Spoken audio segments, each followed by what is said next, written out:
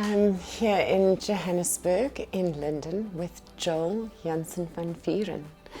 And Joel and I go way back. Joel? Way back. Like over a decade now. It's amazing. I think well over a decade. I would guess probably closer to 15 years. Yes. Yeah, exactly. Yes. We first met through Fashion Week, actually. Yes. Yeah. And what year was that? That was when you were making those...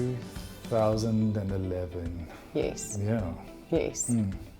And that was when you were making those beautiful dyed silk collections for Fashion Week. It was, yeah. It was a very exciting time. It was. It's amazing when you find something and the creativity just seems like it flows through you, like you're a conduit.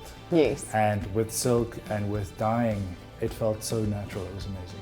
You were totally natural. That's actually what attracted me to your work, was the fact that you kind of just leapt into it with such enthusiasm, and you had such a natural feeling for it. Your work was so beautiful. I had to connect with you and find out more about you and find a way to do some work with you.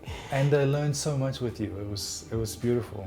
Thank you for that. It was a lot of fun. We used to have a lot of fun. So for those of you who are watching, sometimes Joel would contact me and say, I have an idea for a finish, and I'd go, well, try this. And you know, you were the most eager student and the one who needed the least instruction. I could just say a few words and you'd go off and try it. It was amazing to watch you flow. Thank you so much. And you made such an easy to use product. It was so much fun. It felt like I was a magician or a wizard mixing the colors and creating this magic. Yeah, you were totally a magician. You were totally a magician. So what are you doing today? What does your career look like today? So I'm still in the fashion space, but I've diversified, so I'm in the costume space now as well. And really exploring different avenues of creativity and stuff that really ignites the passion in me. And what's that? Well, at the moment I'm making these creatures called Gedrogte, and they are creatures of dance, movement and performance with upcycled and recycled materials elements to them, as wonderful. well as keeping on with fashion design. So Joel, this Gedrogte next to you. Yeah, this guy. What inspired it? It has, with every Gedrogte, they create their own character, and I find that often their character comes out or reveals itself during the process. So this Gedrogte really was defined by this panel of polystyrene that makes up the body and the feathers and the beak of the creature, which I rummaged, good word, out of a rubbish bin on the side of the road. I found it and I was just like, this is incredible. So that is genuine garbage. Yeah, genuine garbage, yes. That, and I love the idea of pairing the white or the opaque with the grey and the pink. And this pink faux fur used to be a faux fur carpet. So pairing the two together really created its own feel for this character. That, and at the time I was listening to this podcast that explained that during the boom of the nuclear age, the Americans did a lot of testing on soldiers to see the reactions of humans close to radiation. And for a time, the soldiers used to be at separate radius marks in different distances from the explosions. And the soldiers, in their testimony of what happened, described it with their backs to the explosion, that even with their eyelids closed, their vision became X-ray because of the radiation that was literally pulsing through their bodies. So they could see their veins, they could see their bones, they could see their organs. And that's how, with this, there's a rib cage underneath here that you can actually see through the skin of the polystyrene foam. So little bits of inspiration coming from everywhere, joining to create this one character called Ash. It's fabulous. I particularly love the reflective tape that you've used on all his feathers. So he must move beautifully in the light. He really does move beautifully in the light. So his beak, the rib cage, his fingertips, and then the spines of every feather across his back, and the spines of every feather on the back has reflective strips that react into a flashlight. Okay. So if you're taking a video or taking a photograph on your phone, yes. suddenly it sparks up with light and life. That's quite incredible. I would love to see that filled with a moving human being Yes. in the right lighting. Must be something out of this world. It really is. Yeah, out of this world completely. So what is it being used for? I created it just to expand my portfolio of Gedrogte, and at the moment it's been used for music videos, test shoots for students, and dance pieces as a form of inspiration. Amazing, amazing. So really costuming in its purest form. Definitely, yes. It's actually a costume that's doing a number of different jobs. It is. Which I also quite like. It's recycled, upcycled, reuse at its best. And keeping me creatively fulfilled. That's so beautiful.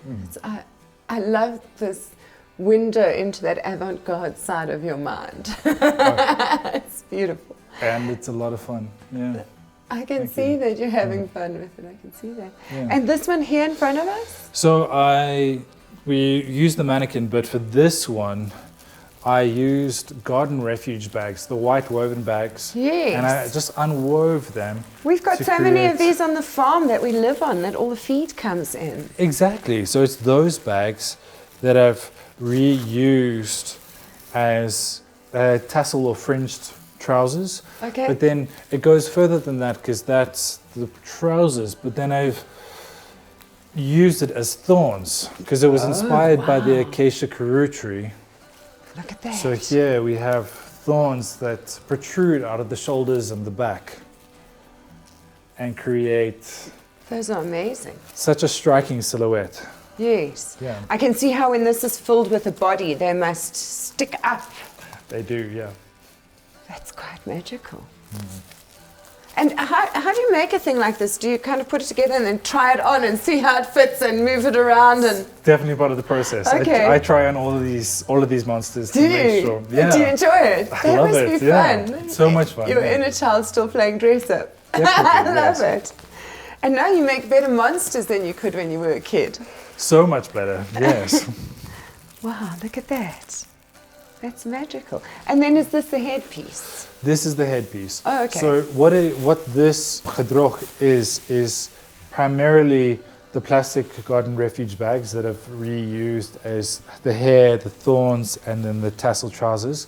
Okay. And then offcuts from other projects and leftover remnant fabrics. I use them as like the base of this fabric and the giraffe patterned paneling over the front top. Yes. So I'm trying to create a zero waste studio. Okay. That's amazing. Yes. I love that zero waste studio. Yes. Cool. So Joel, can you tell us a little bit more about this magnificent piece here next to us? So this is the last gedrog that I've made so far. Okay. It is for the Durban July, and this year's theme is out of this world. Okay. It's part of a couple outfit. So his partner is a space explorer. Yes. And I made a spacesuit for her. And then this is the space gedrog, inspired by horse racing itself. Okay. So it has everything from I don't know what the horse term is, but from the masks that the horses wear. Yes, I see that. I see that there in the shaping, yes. To the horse's mane and the hair at the back. Yes, definitely. Yeah. Definitely. And then when a horse wins a race, they place a wreath around its neck of flowers. Yes. And I took that idea of a wreath and then I made it into futuristic armor. So the floral pattern represents the wreath, and then the top is created in the style of a jockey's vest. Yes, I see that, except that pink fabric is not like any fabric any jockey would be seen in, I think. Completely. So this was actually, it's an over print or over make of a fabric that they sell if they've made too much of the fabric. And it's a faux fur that has plastic discs in the feel of a crocodile print. Yes. Over the entire fabric. It's like nothing I've ever seen. Completely. And then that is paired with a pair of pants, because who doesn't love sparkles, especially when it comes to the Durban July. Yes. And that, I took old gold bunting that we used for a pop-up shop. Okay. And I created the back of the trousers. So they move, and they've got their own life to them when the gedrog moves. Those are absolutely fabulous. I'd like to touch this, please. Of course, yeah.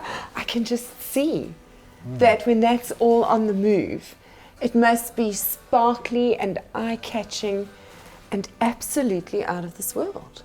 Yes, it is. So how did the Durban July go? Is it still ahead of... Oh, well, it's ahead of us. It's still ahead of us, yes. So we had to do a photo shoot just for marketing purposes in May. Okay. But the Durban July is on the 1st of July. So these garments will be seen at the Durban July? Yes, exactly. Oh, that's very exciting. Yeah. Amazing. So, Joel, your Vuurlings, can you tell us a little bit more about them? Yes, definitely. So they started off as just an expression of creativity. I really wanted to make little creatures. Okay. And as not only make little creatures for creativity, but also just as a small item that you could buy into the brand. Okay. And then I came up with these little guys, little Vuurlings. So cute. But after a few years and probably making 50 or 60 of them, they became quite hand intensive, because the arms are hand sewn on and they're individually stuffed, and it became quite intensive and wasn't financially viable anymore, unfortunately. Okay. So I decided to look at So you were making each one by hand? Each one by hand. Okay. There's a lot of work goes into all of that. It's a lot of work, yes. So I decided to look more at plush toys and how it could evolve into a more child-friendly, easier to manufacture shape. Okay. So that's how I came up with this shape. And from using a non-stretch cotton-based fabric, I started using felt. Okay. But as you can see with this one, shame, this guy's a little bit old now. Yes. He has aged, and the fabric wasn't very durable. Okay. In terms of having it as a toy. Yes. That also, and then plastic eyes. I wasn't a fan of the plastic eye. Okay. Why is that? I'm worried that they would pop out and become a choking hazard. Okay. And I'd rather have it 100% safe. Yes. And that's where I came up with... That's a very real concern. Exactly. With the 3rd generation, which is made from a sandwich scuba. Has no choking hazard and is 100% machine washable. You can literally just chuck it in the washing machine.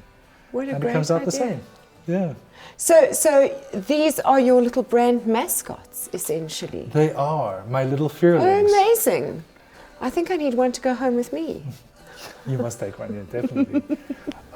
And the name actually came rooted from that TV series Game of Thrones. Okay. They used to have characters called the Wildlings. Okay. And I really like the idea of Wildlings, but then taking my surname of Vuuren and then combining it with Wildlings, I came up with Vuurling.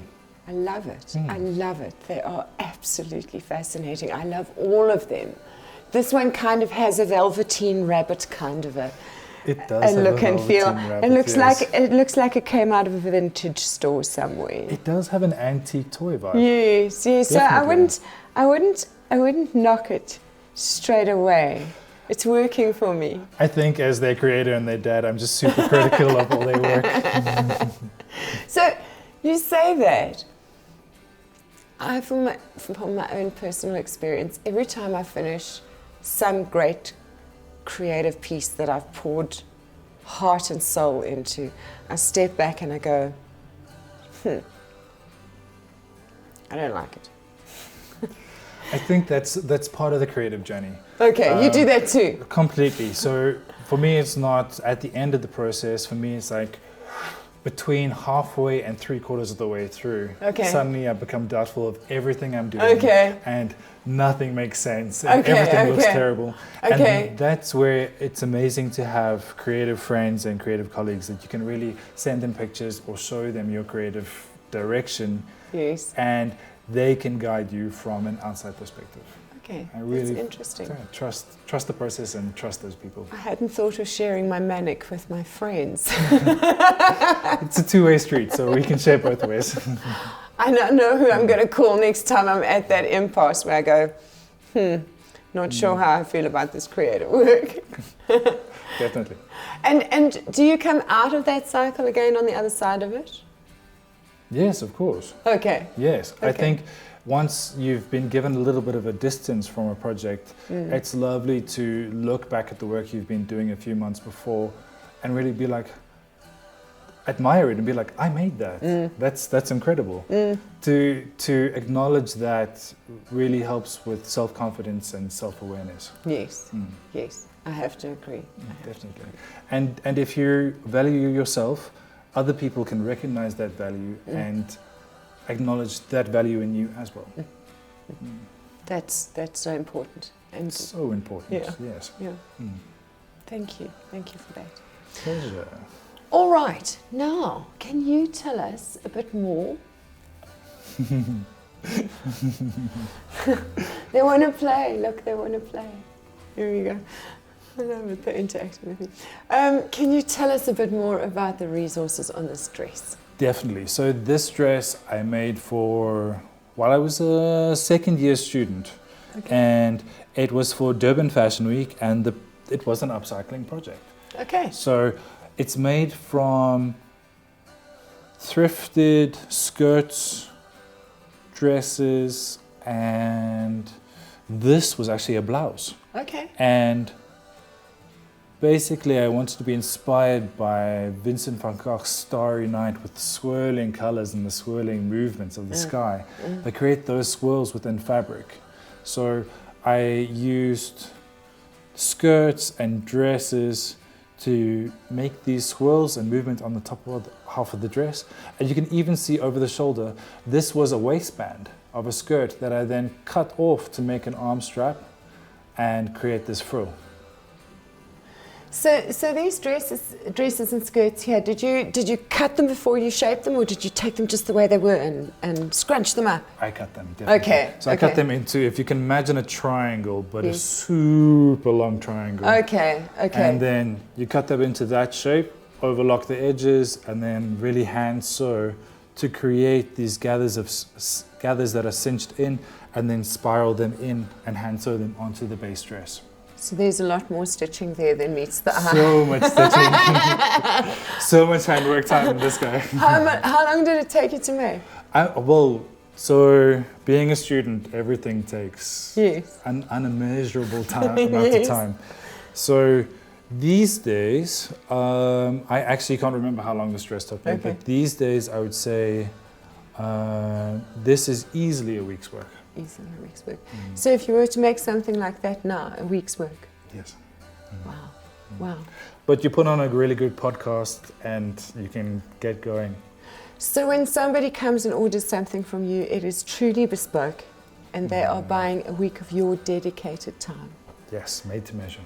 That's got to be worth something. Definitely. Yeah.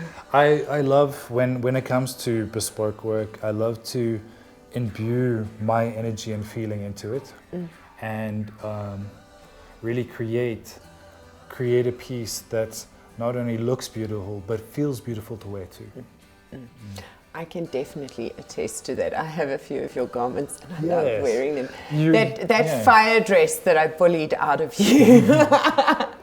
It hangs in a place in my room where when I wake up in the morning, I look straight at it because it's one of the most beautiful pieces of clothing I've ever owned. And the power behind that as well, definitely. Yeah. And you reminded me earlier about how for your second book, I believe, you had a whole series of dyed scarves that then I transformed into a dress for you as well. Yes. It's upcycling in its purest. True story. And so back then my intention was that you made me a dress so that I wouldn't give it up. so that I would keep those archival samples and have them because they attached me to the book. And can you believe I've given the dress away? Such is life, yes. You know, there's always someone who it looks better on or something somewhere along the way. And then Well, you've passed it on and now it's on to its third life. Yes. Somebody else is loving it from scratch again. Definitely. I wonder where it went. And in terms of your fashion week, your fashion work, who is your target market? For my fashion work, it's generally women between 20 and 70 years old. Okay. Mostly Joburg based, a little bit outside of Joburg as well. Okay. And that ranges from wedding dresses, private events, and then ready to wear stuff. Okay. That stock at a shop called Convoy. Oh, okay. So you've got stuff in a retail store, and do you also do bespoke online? I do, yes. Okay. So people can contact you and order something very specific. They can. Oh, that's amazing. All right. And for those of you who are watching, we will put all the contact details for Joel into the comments on this video. So, Joel, one of the other things that we're here to talk about is upcycled textiles and resources. Yes. And you've had a love affair with upcycled textiles since college days. Literally since I was a student, yeah. My first involvement with, it was Durban Fashion Week at the time, was an upcycle project of taking thrifted dresses and skirts and creating a dress inspired by Vincent van Gogh's Starry Night with the rosettes. Yes. And upcycling and making a whole new high fashion garment. Okay. From there also to South African Fashion Week, Yes. taking old blankets that are thrifted from a hospice store, Okay. over dyeing them and creating into a skirt. Okay. Which actually led to the top I'm wearing now, because that skirt had a third life as my jersey. That's amazing. So this came from a hospice store. You dyed it. You transformed it. You sent it down the catwalk. You brought it home. And now it's your favorite jersey. It is, yeah, exactly. That is an amazing story. That is an amazing story of resource reuse. That's quite beautiful. Thank you, I like it too. So tell us a bit more about your gedrogte, because they're fascinating and quite avant-garde. How did you end up there? So it actually came out of a space where I was doing a lot of work on a commission basis and making creatures for music videos and for TV commercials. And in hindsight, I look back and it's like, hang on, I'm making these creatures and I'm really enjoying making them. Okay. How can I solidify this and create something that I can use as a platform and see where it grows to? Okay. Yeah, and that's why I started making them myself. Okay, and you've created a whole Instagram channel around them also. I have, yes. And what's that called? Gedrogte. Yeah. Gedrogte. That word is so delicious. It's the Afrikaans word for monsters or freaks. Okay. Yeah. Okay. Yeah. So you try to make them as freakish as you possibly can. Yes, with a slight, like, cute kawaii edge to them. Okay, I love that. I love that. So they're not totally frightening. No. If anything, they're lovable and friendly. That's so cool. So, where do you see yourselves in 10 years' time?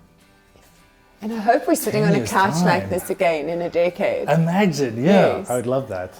I think with the pandemic, it really forced me to have a look at life plans and year plans, especially when it comes to a decade plan. So at the moment, I'm not planning in thoughts of a decade, but rather in thoughts of more of a shorter term plan. Okay. So say a 2-year plan or a 1-year plan to see where I end up. Okay. I've already got another dance project lined up for the end of 2024. Okay. And that's in Hamburg, Germany, which is wow. amazing to travel and then also be able to work and really push the creativity. That's so exciting. Now, how did you get that from here to Hamburg, Germany? That was through word of mouth and through networking connections within the fashion industry. Okay. And this will be my 4th production with the company in Hamburg. Oh, that's amazing. You're going to have to send me the links so that I can add all of them, because that sounds fascinating. Yeah. You are so multi-talented. It seems as though you've got fingers in a bunch of pies. Are there any that we don't know about yet? Well, that we should. I do. So I've also started making a range of kids plush toys called Vuurlings. Yes. As well as Gedrogte, which is like little dragons. Okay. And door pups, which are little puppies that sleep holding a door open. Oh, I love your door pup. No, me too. It's so cute. It really looks quite realistic the way you've kind of fashioned it. I saw it out of the corner of my eye and I was like, is there a dog lying there? Oh no, look, that's a doorstop. Exactly, yeah. It's wonderful, especially for people who live in flats and things, who don't want to have a pet or can't have a pet, but want that kind of friendly presence around. Completely. Very cute. It's very cute. And Fashion Week. Fashion Week, yes. So I showed at Fashion Week for 7 seasons, and then I actually represented South Africa at the Mozambique Fashion Week also in 2016 or 2017. Okay. And then I decided to rather explore more commercial options and work with private clients than exhibiting collections every season. Okay. And what made you change your mind? I think it was more of, I really enjoyed the creativity behind Fashion Week, but found that for me it wasn't as rewarding financially, or I couldn't carry through the process to ready-to-wear collections. Okay. So I'd rather focus on ready-to-wear at the point and push the creativity into areas like Gedrogte or my Vuurlings. Yes.